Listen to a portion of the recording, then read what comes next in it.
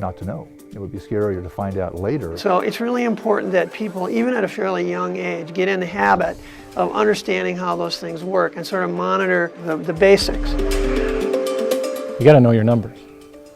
If you don't know where you're at, you don't know what you need to do. Life will constantly throw you things that you're not ready for, that you wish you never ever had to be a part of.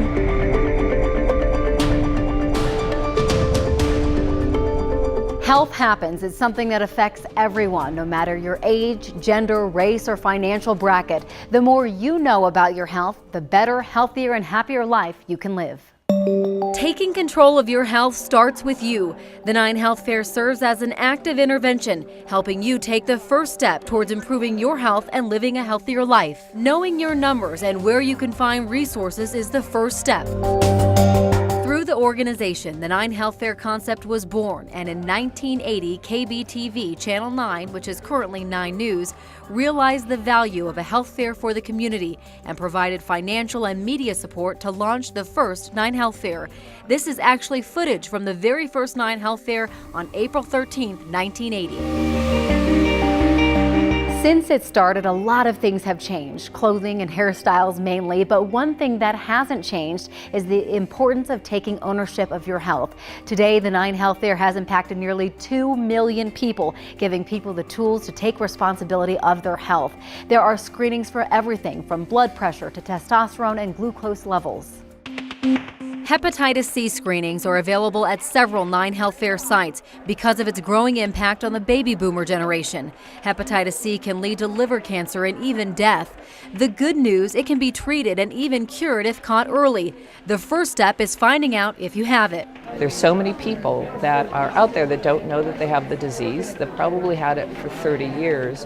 Without symptoms. Baby boomers are affected because the disease wasn't discovered until 1989. So if you got a tattoo in the 70s or a blood transfusion, it's a good idea to get a screening. Hepatitis C testing is free, whether you go to a 9Health Fair or your doctor's office. Your blood can also help doctors determine if you may be at risk of getting rheumatoid arthritis. With rheumatoid arthritis, there's a time element where you only have so much time before the disease attacks the immune system and starts a rapid destruction of the joints. Dr. Kevin Dean, a rheumatoid arthritis expert with the University of Colorado, shows us how he and his team can help people figure out if they're at risk. If someone's going to have rheumatoid arthritis, over 95% of the time it's going to show up first in the hands and the wrists, and in particular the larger knuckles here and in the wrists. So at the health fair, in addition to a blood test, we do a joint examination where we feel these joints here as well as the wrist for any signs of swelling. We also examine the other joints, but many times these joints and these joints out here are involved in osteoarthritis. That'll feel a certain way. They'll feel kind of bony and cold changes versus rheumatoid arthritis is soft and warm. We do this exam at the health fair, tell people right then what we find, and the blood tests come in a couple weeks. Diabetes can happen, but did you know there's a stage before the diabetes sets in? It's called prediabetes. It's a condition where your blood glucose levels are higher than normal, yet not high enough to be considered diabetic. The good news, by getting a blood test, you can find out if you have prediabetes, and you can get ahead of it. Here in Denver, there's a diabetes prevention program at the YMCA. Chris Jones went through the program, and it changed his life for the better. Here's his story. I recognized over the years that I had increasing markers that placed me at risk, and any number of factors. My mother developed old age diabetes, my father's family, my father was considered at risk. My age, my waist size, my weight was at the maximum range for my height. My wife loves red wine, imported cheeses, and French baguettes. That was not a good recipe. My family physician noted that my lipid rate and my blood glucose were borderline, and they wanted to start me on cholesterol medication. I said, hold off. When I found the program, it's a year-long program, and they ask for a commitment. Essentially, they ask you to reduce your weight from the starting point 7% minimum. The coaches and mentors are so experienced, but they're caring, and they're very concerned, but they really go that extra measure to work with all of the people in the class, whatever your individual issues are. And I think that helps explain how anyone who enters the program likes it, stays with it, and succeeds, because you have that support that you need. I would say don't delay. Part of the education in that program is an awareness that if you wait until you are diagnosed with diabetes, the likelihood of reversing that is that much more difficult. And so it's much better, much easier if you go to work now before there's a diagnosis.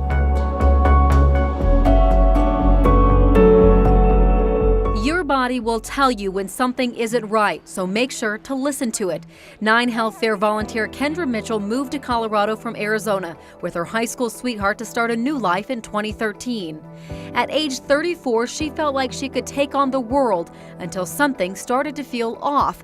She tried to ignore it until her body gave her a message she couldn't ignore. When I finally decided it was time to go was I really kind of stopped feeling my whole lower half from my waist down on my right side, and that was what kind of scared me enough to say, okay, stop ignoring yourself. Turns out she had tumors on her spine, but that wasn't it. Kendra's doctor told her to take an at-home colon cancer screening kit and then a colonoscopy, and then her doctors told her she had stage 1 colon cancer. Kendra says her diagnosis is exactly why she volunteers at 9Health fairs. Glucose and B12 testing helps you understand your risk for diseases such as diabetes, which can increase your risk for Alzheimer's. 65,000 people are living with the disease in Colorado. There's a lot of research happening in our state with doctors who are on the front line of finding a cure. In order to discover new treatments for Alzheimer's disease or any other problem that humans face, we have to carry out research to understand what the mechanism is and try to figure out how to prevent it or reverse it. So our sort of slogan is research today, memories forever. Doctors in Colorado are currently working to cure Alzheimer's disease, develop new treatments, and they're currently trying to understand the disease's relationship between rheumatoid arthritis and diabetes. Heavy menstrual cycles, pressure, and pain in the pelvic area could be signs of a fibroid tumor, but there are factors that can make you more susceptible to getting the tumors. We'll explain ahead. Plus, I'm dizzy, I'm feeling lightheaded, maybe I'm a little nauseous. It's called the silent killer for a reason. Heart attack symptoms may not be so obvious. A doctor will show us what we need to know about heart disease and women. And we're also talking about men's health today. We'll explain what your PSA levels mean and what you need to know that could save your life.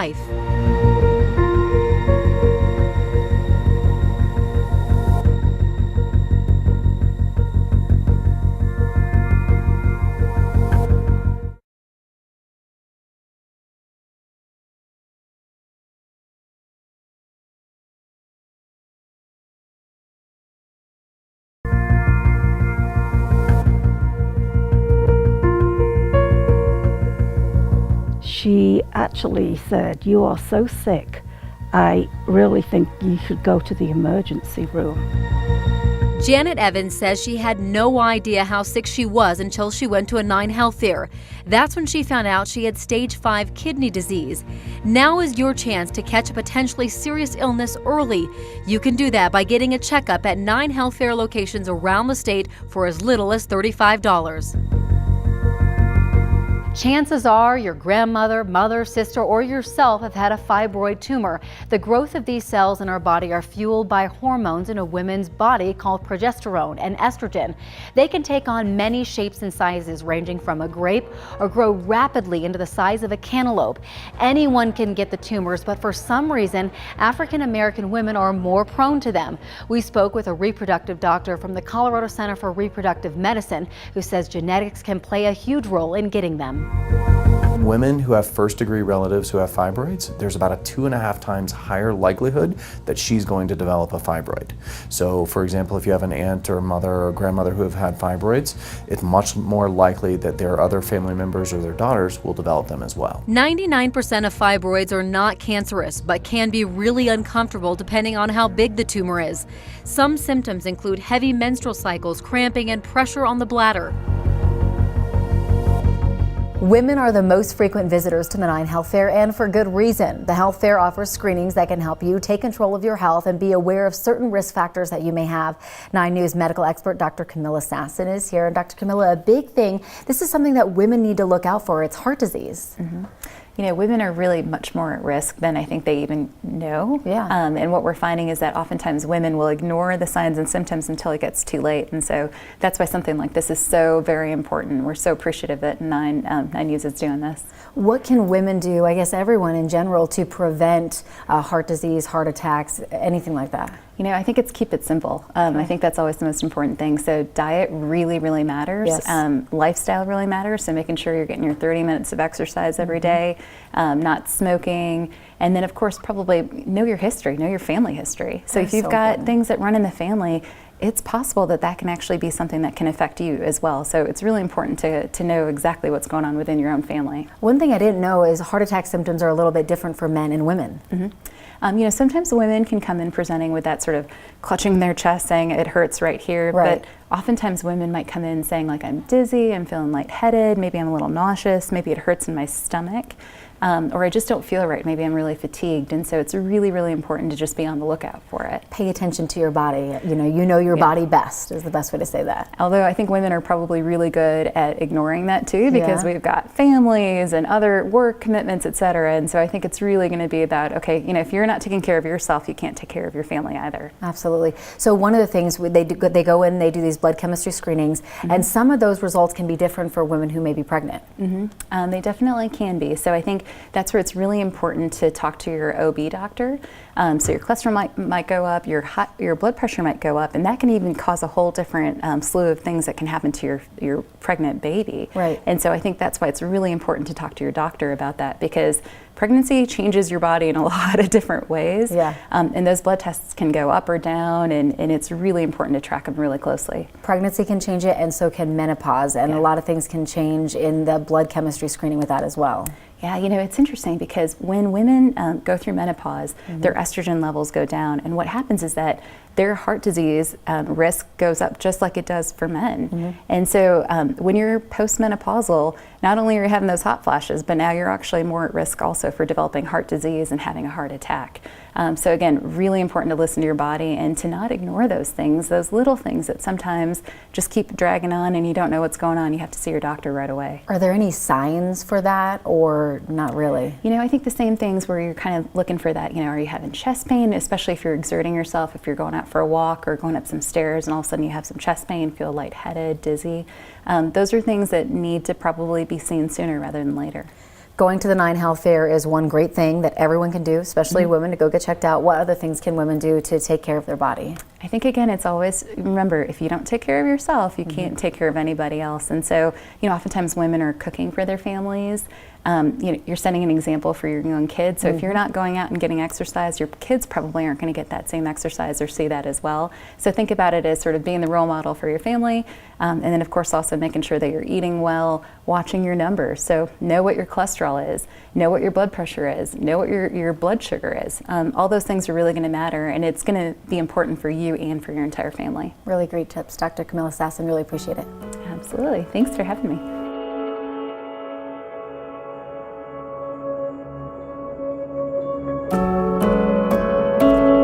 John Carey and his wife wanted to save some money, so they went to the 9Health Fair in Canyon City in 2015. He says it saved his life. Blood work showed that he had a high PSA level, so he scheduled a doctor's appointment and did some research. When he looked it up, he discovered only 25% of people with high PSA levels develop cancer. Carey was sure he was a part of the 75% until he had a biopsy, which showed that he not only had prostate cancer, but an aggressive and serious form of it. Carey says all of this was a wake-up call. The thing that was the most scary about it was that there was no symptoms. Apart from this test, we would have no idea that we had it. I can do anything that I was able to do before because it was caught early and because it had not spread. PSA testing changes quite frequently, and it all has to do with the prostate. It's pretty confusing, and the recommendations have changed over the years when it comes to prostate cancer and how to treat it. Bottom line, if you go to the health fair, you'll learn more about it. Even though it's confusing to people, it's important that they understand the distinction. So if you're a male between 55 and 69, we're really going to help you. If you come to the health fair, you're going to talk to somebody like me about a PSA and ask me questions about it, and we'll help you make the right decision in terms of whether or not you should get a PSA. Men can also get checked for cholesterol, blood pressure, diabetes, vitamin D, and vitamin B12. One of our men here at 9 News takes us on his journey with the 9Health Fair and talks about the moment he decided to take control of his health.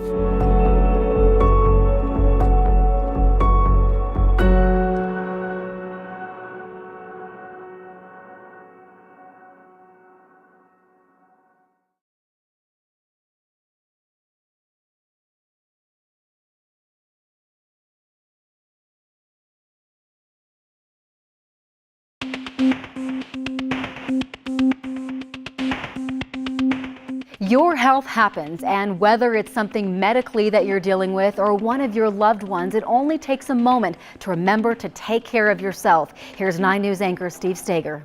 A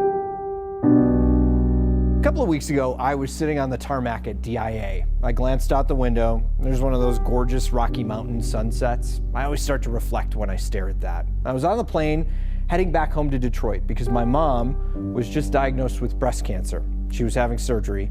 And it was that moment on the plane when I realized I haven't thought about my health in a while. I felt the seatbelt digging into my gut. I thought about the emails and Facebook messages from viewers over the last few months. That jacket's a little bit too tight. Then I thought about all the awful food I eat when I'm stressed out or too lazy to make something. And that I don't have a primary care doctor and haven't had a physical in years. If I'm going to be a good son and help take care of my folks, I need to be mindful of my own health. I think it's important to establish early on kind of a habit of keeping an eye out for the things that are likely to be problems in the future. That's Marty Meyer, a physician's assistant and bigwig over at the 9Health Fair. He says, not surprisingly, a lot of people my age, early 30s, don't really think about their health. We all refer back to our own time, and we all were pretty invulnerable and didn't have any health issues. Kim, thanks so much for doing this. So that's why I'm here, getting that blood screening you hear us talking about all the time. Little poke, tiny poke, hardly feel a thing. My blood work showed everything was in the right range. The other tests, though? One of the most important things is maintaining a healthy weight. Your body mass index should be 25 or lower. Oh, this is going to be pretty rough. Easily calculated by height and weight. My BMI is 29. Overweight, but practically on the border of what's considered obese. Other things are like blood pressure is really important. If your mom or dad had high blood pressure, you've got to watch that. Both of my parents do, and my screening was a little concerning. 130 over 90, higher than the acceptable 120 over 80. The docs at the fair told me I was bouncing around quite a bit, which could have raised it. I'm supposed to keep an eye on it in the time leading up to seeing a doctor about my test results. How much truth is behind those Colorado myths about alcohol and sunshine? We ask the experts next.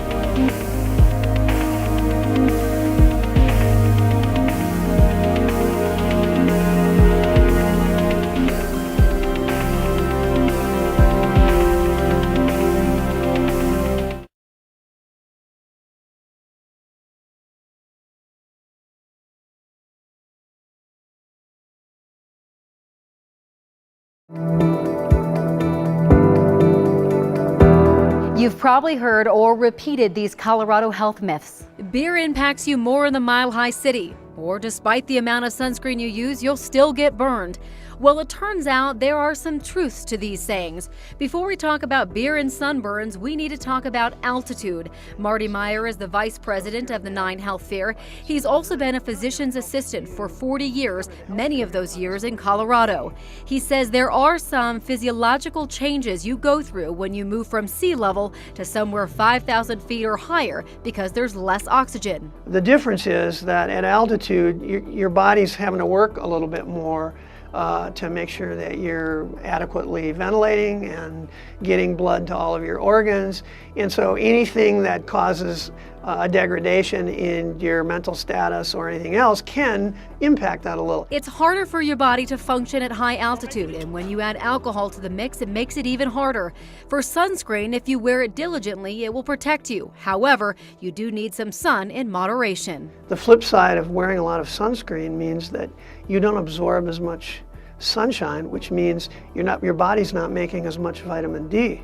And one of the problems that we're experiencing, particularly in Denver and in other places, is that during the winter and even during the summer, people are using so much sunscreen and covering up that you need sunshine to make vitamin D. Because of the elevation, there's not as much atmosphere between us and the sun, so it's not filtering as much of those UVA and UVB rays, so they hit your skin a little more frequently than they would at sea level. They say laughter is the best medicine, and one woman is set out to prove it. It brings in the breath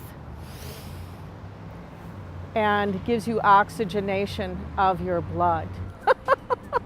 It's called laughter yoga. Deborah Whitaker is an instructor. She says it started when her life got complicated and her friend invited her to laugh away her problems. Whitaker says the benefits are no joke. She says it will not only make you feel more joy in your life, but will improve your overall well-being. She also says if you don't feel like laughing, you can get the same results by faking it till you make it. You can find more information about 9Health Fairs on our website, 9news.com, and also on 9healthfair.org. Thanks for joining us.